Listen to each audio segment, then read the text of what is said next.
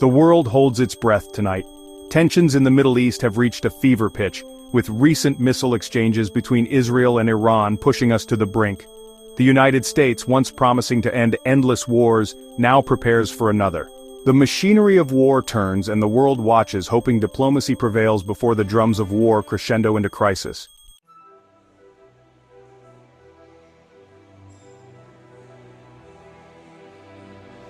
It wasn't supposed to be this way. Remember the rallies, the promise, no more new wars. Trump vowed to end endless wars, making it a core of his campaign. Now that promise is on the verge of being shattered. The shift from no new wars to preparing for conflict is a stunning reversal. Supporters who cheered his anti-war stance now face a profound contradiction.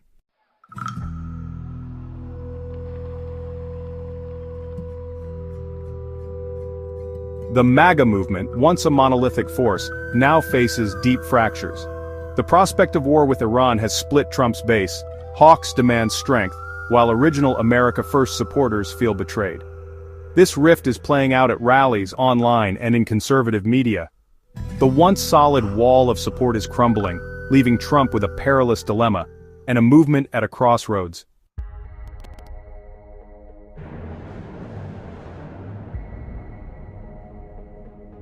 The hostility between the United States and Iran runs deep, rooted in the 1979 Islamic Revolution and the U.S. Embassy hostage crisis. Decades of mistrust, proxy wars, and accusations of terrorism have defined their relationship. Israel too sees Iran as its greatest threat, fueling a shadowy conflict. Today's crisis is just the latest chapter in a long, dangerous saga.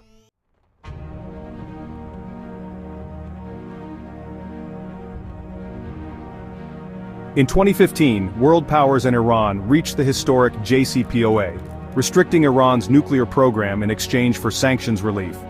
But the deal was controversial from the start, facing fierce opposition in the US and Israel.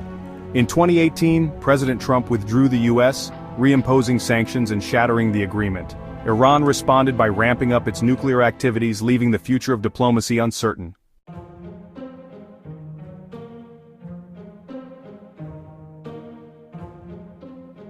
Following the U.S. withdrawal from the nuclear deal, the Trump administration's maximum pressure campaign went into full effect. This was not just a reimposition of old sanctions. It was a comprehensive and suffocating economic war designed to cripple the Iranian economy and force its leadership back to the negotiating table, this time on American terms. The strategy targeted Iran's most crucial revenue source, its oil exports. The administration threatened secondary sanctions on any country or company that continued to do business with Tehran, effectively forcing the world to choose between the Iranian market and the much larger U.S. financial system.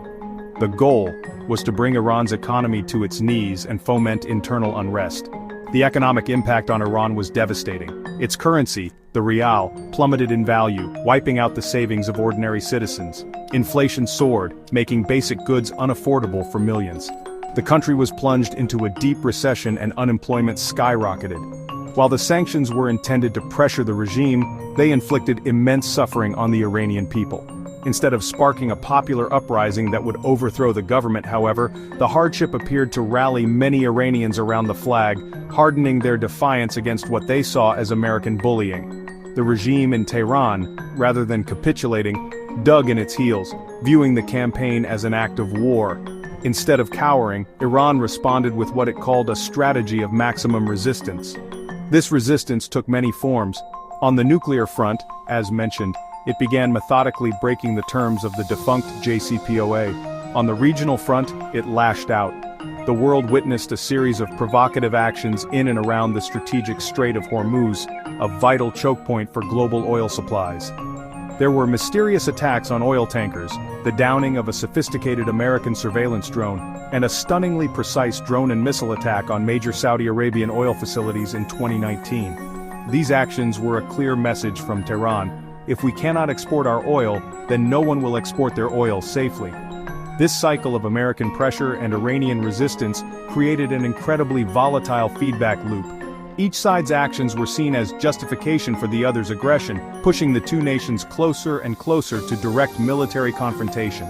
The maximum pressure campaign, far from producing a new and better deal, produced maximum tension. It backed the Iranian regime into a corner, leaving it with little to lose and every incentive to escalate. The policy failed to change the regime's behavior or bring it to the negotiating table. Instead, it accelerated Iran's nuclear program, emboldened its hardliners, and set the stage for the very military conflict that the JCPOA had been designed to prevent.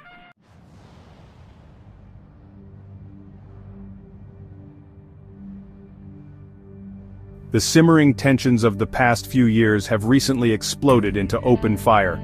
The current crisis was not triggered by a single event, but by a rapid and frightening cascade of retaliatory strikes between Israel and Iran. It began, as it so often does, in the shadows. According to intelligence reports, Israel conducted a daring and provocative airstrike on a high-value Iranian military target inside Syria, killing several senior commanders of the Islamic Revolutionary Guard Corps. While Israel maintains its policy of ambiguity on such operations, the attack was widely attributed to them. It was a bold move, and one that Tehran vowed publicly it would not leave unanswered. It was the spark that lit the fuse. Iran's response was unprecedented in its scale and directness. In the middle of last week, Tehran launched a massive barrage of more than 300 drones and ballistic missiles directly at Israeli territory. It was the first time Iran had ever launched a direct military assault on Israel from its own soil. The world watched in horror as air raid sirens blared across Israel. While the vast majority of the projectiles were intercepted by Israel's formidable air defense systems, with help from the US, UK, and Jordan, the psychological impact was immense. The attack shattered the long-held taboo against direct state-on-state warfare between the two arch-rivals, crossing a red line and fundamentally changing the rules of engagement. The Israeli government, under intense domestic pressure to respond forcefully, did not wait long. Just a few days ago, in the pre-dawn hours, explosions were reported near a major airbase in the Iranian city of Isfahan, a location close to several sensitive nuclear sites. While the full extent of the damage remains unclear, with Iranian state media downplaying the incident, US officials confirmed it was a retaliatory Israeli strike. The choice of target was highly symbolic, demonstrating Israel's capacity to penetrate deep into Iranian airspace and strike near the crown jewels of its nuclear program. It was a calibrated but clear message: we can reach you anywhere. This direct, tit-for-tat exchange of fire has pushed the Middle East to its most dangerous precipice in decades. Each attack demands a response, creating a perilous escalatory ladder that both sides are now climbing. The fear among international observers is that the next rung on that ladder could be a miscalculation, an attack that causes mass casualties or hits a highly sensitive site, triggering an all-out war that would inevitably draw in other powers, chief among them, the United States. This recent cascade of attacks has transformed a long-running shadow war into a terrifyingly public and direct confrontation, forcing President Trump's hand and creating the acute dilemma he faces today.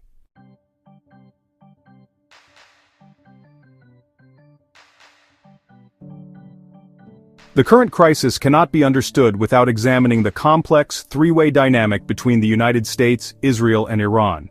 This is not a simple bilateral dispute, it is a strategic triangle where the actions of any one player have immediate and profound consequences for the other two. The United States and Israel are bound by a deep, long-standing alliance which Washington often describes as ironclad. This relationship is built on shared democratic values, extensive military cooperation, and powerful political lobbying within the United States. The security of Israel is considered a cornerstone of American foreign policy in the Middle East, a commitment that every United States president, including Donald Trump, has emphatically reaffirmed. This special relationship with Israel places unique pressures and constraints on the United States, especially in its dealings with Iran. Israel views Iran's nuclear program and its regional activities as an existential threat, and it has long advocated for a more hawkish United States policy toward Tehran. When Iran launched its direct missile attack, Israel immediately invoked its right to self-defense and looked to Washington for unequivocal support. For any United States president, there is immense pressure to stand by Israel in its moment of need. This obligation can sometimes conflict with broader United States interests, such as the desire to avoid another costly war in the Middle East, creating a difficult balancing act for the White House. From Tehran's perspective, the United States and Israel are two sides of the same coin. The Iranian leadership does not differentiate between them, often referring to Israel as the Little Satan, and an extension of the American Great Satan's power in the region. They view the close United States-Israel alliance as the primary obstacle to their own regional ambitions. Therefore, any action against Israel is also seen as an indirect challenge to the United States, and any United States military presence in the region is viewed as a direct threat aimed at protecting Israeli interests and containing Iranian influence. This perception fuels Iran's paranoia and justifies its aggressive military posture as a necessary deterrent against a United States-Israeli attack. It is this tangled triangle of tension that President Trump must now navigate. His America First instinct to avoid foreign wars is colliding head-on with his administration's deep commitment to Israel's security and its confrontational stance toward Iran. The recent escalation has brought this inherent contradiction to a boiling point. Israel is calling for backing in a potential conflict, Iran is daring the United States to get involved, and President Trump is caught in the middle, torn between his campaign promises to his base and his alliance commitments on the world stage. How he resolves the pressures within this triangle will determine whether the region descends into a full-blown war.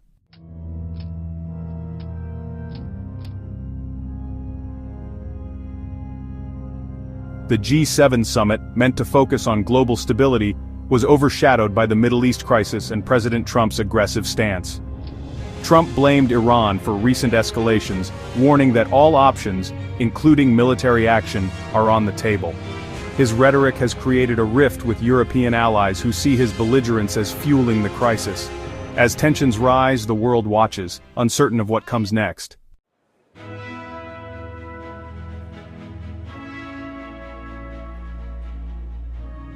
Around the world, President Trump's hardline stance has sparked deep alarm. European allies urge restraint, while China and Russia criticize the U.S. approach. In the Middle East, Gulf states fear escalation and urge caution. The United Nations calls for dialogue, but divisions run deep. The world watches anxiously, hoping to avoid a catastrophic conflict.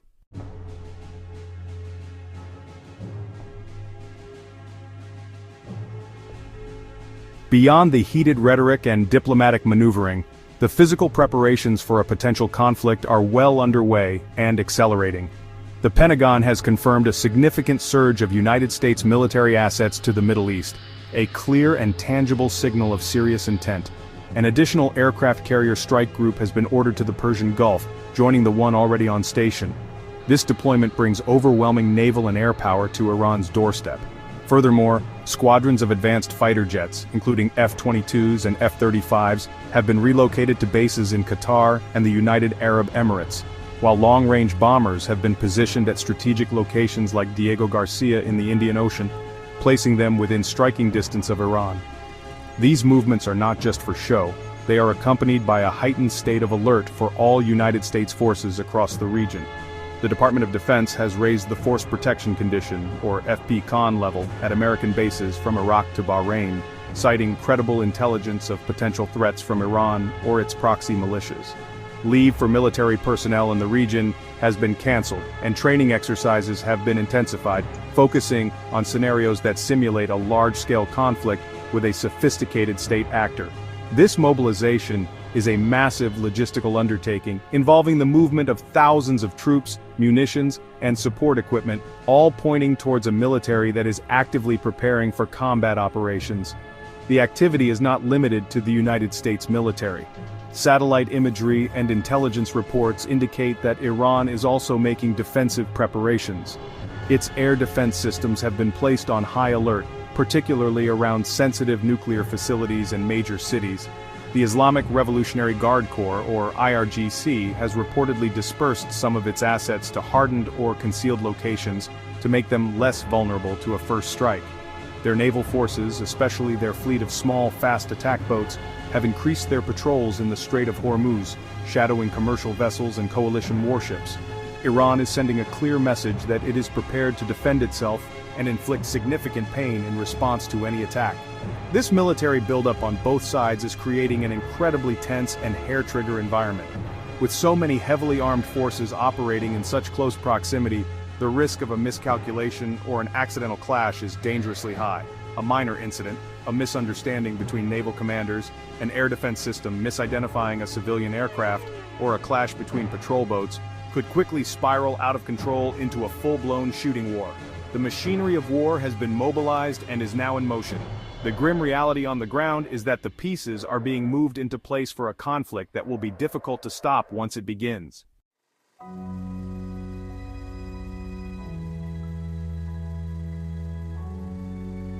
While the drums of war beat louder, a frantic, last-ditch diplomatic effort is taking place in the shadows, though it appears to be largely futile. Intermediaries, primarily from Oman and Switzerland, who have historically maintained channels to both Washington and Tehran, are working around the clock to pass messages back and forth. Their goal is to establish some form of de-escalation, to find an off-ramp before the point of no return is reached. These mediators are reportedly trying to clarify red lines and prevent miscalculations, conveying warnings and proposals in a desperate attempt to stave off a conflict. However, the positions of both sides seem to be hardening, leaving very little, if any, room for compromise. The core problem is that neither side is willing to offer the first major concession. The Trump administration is adamant that it will not ease its maximum pressure campaign or offer any sanctions relief until Iran completely dismantles its nuclear program and ceases all its malign regional activities. This is a non-starter for Tehran. The Iranian government insists that it will not negotiate under duress and demands that the United States first return to the original nuclear deal and lift all sanctions unconditionally. This fundamental impasse, the same one that has existed for years, now carries the weight of a potential war, and neither side shows any sign of blinking first.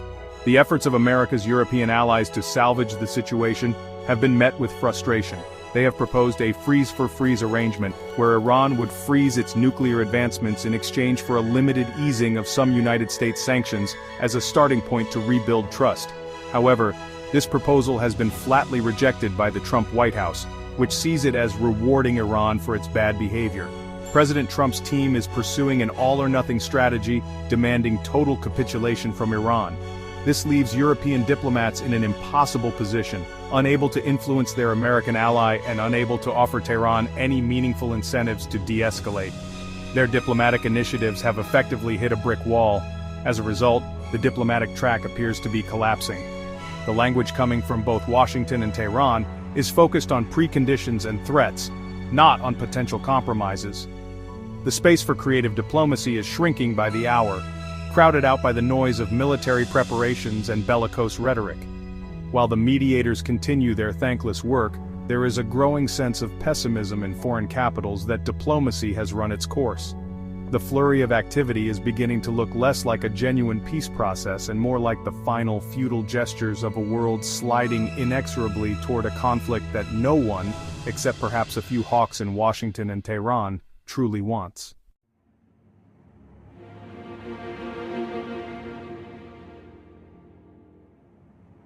The threat of war is already shaking the global economy. Oil prices have surged, with Brent crude hitting multi-year highs as fears grow over the vital Strait of Hormuz.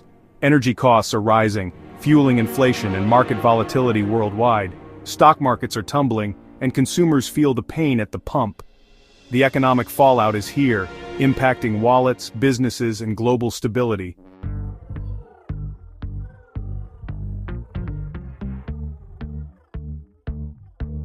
The Make America Great Again movement, once united, is now at war with itself.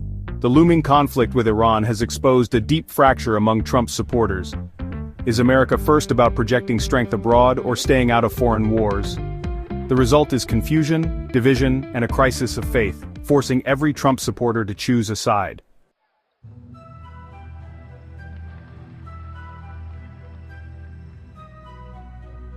The MAGA movement is split between two tribes, the hawks, who want a strong America on the world stage, and the populists, who demand America first at home. When Trump threatens Iran, the hawks cheer, but the populists see betrayal. This clash is the fault line running through MAGA, and the pressure of war is cracking it wide open.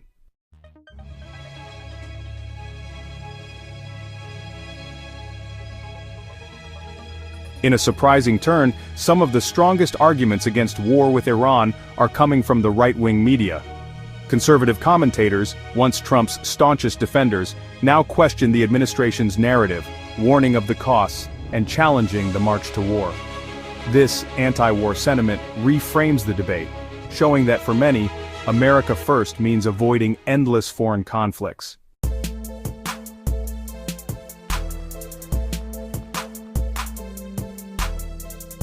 On the other side of the MAGA divide stands a formidable bloc, the loyalists. For them, support for Trump is absolute. They see him as a transformational leader fighting corrupt forces and trust his judgment completely. If Trump says confrontation is necessary, they believe it. Their loyalty is personal, emotional, and unwavering. This gives Trump a powerful shield, a base ready to follow him even on the brink of war.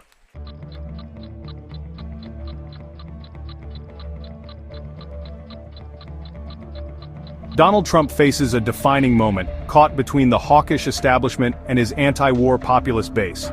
The Iran crisis forces him to choose: act tough and risk losing his core supporters, or show restraint and be branded weak by critics.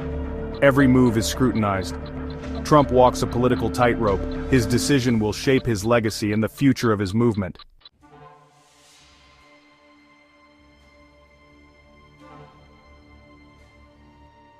Let's travel back, not far, to when Donald Trump's promise to end endless wars electrified his campaign. He vowed to stop costly foreign interventions and rebuild America. That promise resonated with millions, especially working-class Americans. But today the reality is starkly different. The echo of that broken promise now haunts the nation as new deployments begin.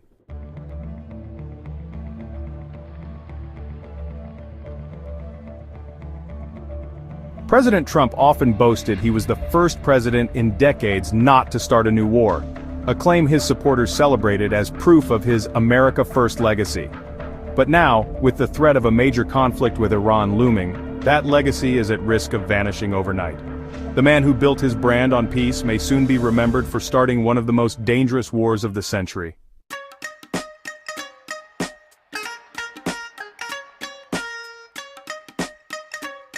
America First was Donald Trump's rallying cry, a promise to fix America's problems before policing the world. Yet, a war with Iran stands in direct contradiction to that promise, diverting resources and attention from domestic priorities. The administration now uses globalist language, defending alliances, protecting commerce, echoing the very ideas America First rejected. Supporters are asked to back a war benefiting defense contractors and foreign interests, not American workers. This is the ultimate test. Is America First a real philosophy or just a slogan that changes with political winds? The contradiction threatens to unravel the movement's very foundation.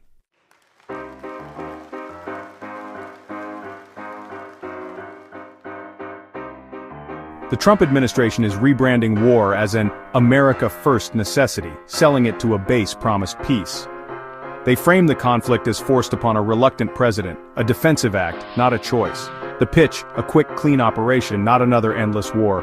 Messaging shifts from anti-war to pro-military, equating support for troops with support for war.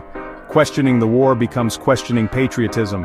Trump's tough talk is spun as deal-making leverage, not warmongering. If war comes, it's blamed on Iran's refusal, not a broken promise.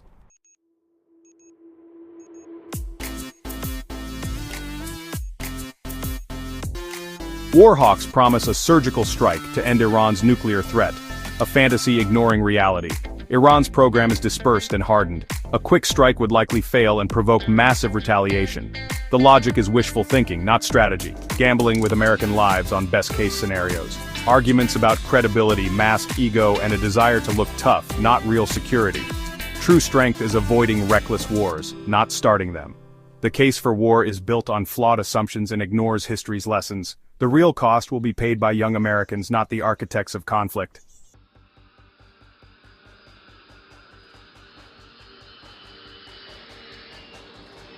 War with Iran can't be contained or controlled. It's a contagion, not a business deal. A US strike would ignite a regional firestorm proxy attacks, a possible Israel-Hezbollah war, and chaos in global shipping. Iran's response would be asymmetric, using proxies across the Middle East. The conflict would likely push Iran to race for a nuclear weapon, the very outcome war is meant to prevent. Bombing Iran would unite its people and justify a nuclear dash. What starts as a limited strike could spiral into a multi-front disaster. Warhawks ignore the chain reaction they'd unleash. This isn't a solution, it's opening Pandora's box.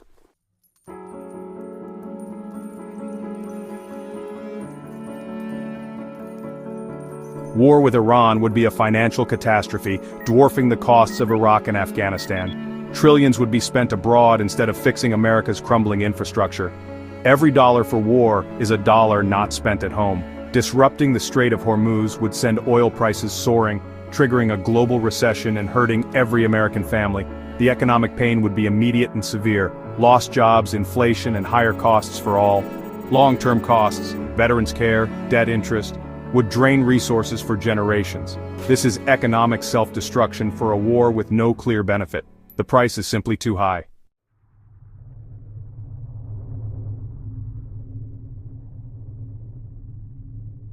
Who would benefit from a U.S. war with Iran? Not the average American. Ordinary people would pay the price: higher gas, a weaker economy, and lost lives. The real winners?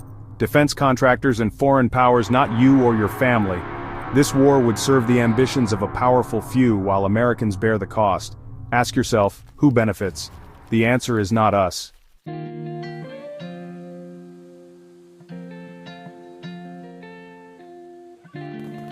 Once again, America stands at a crossroads, asked to consider war in the Middle East. The arguments are familiar, the costs, political and human, immense. Have we learned nothing? War is not a game. It leaves scars on soldiers, civilians, and our nation's soul. The choice is clear: repeat the mistakes of the past, or choose restraint and diplomacy for a better future.